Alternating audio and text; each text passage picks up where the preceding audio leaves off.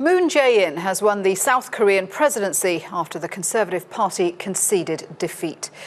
Exit polls had indicated Moon would win after securing over 40% of the votes cast. The Democratic Party candidate ends nearly a decade of Conservative rule.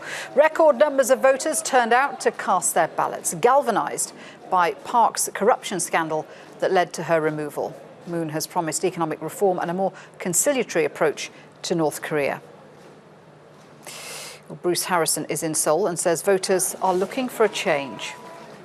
This is Gwanghwamun Square. It's a popular spot for protest in Seoul, and last winter it became ground zero for a revolution that toppled a president.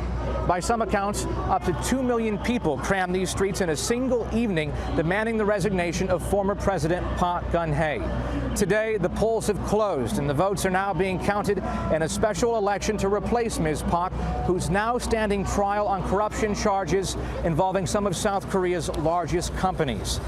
If the polls hold true, Moon Jae-in of the Democratic Korea Party could be the 19th president of the Republic of Korea. Though some analysts say there's a chance that centrist Ahn Cheol-soo or conservative Hong Joon-pyo could pull out a surprise come-behind victory.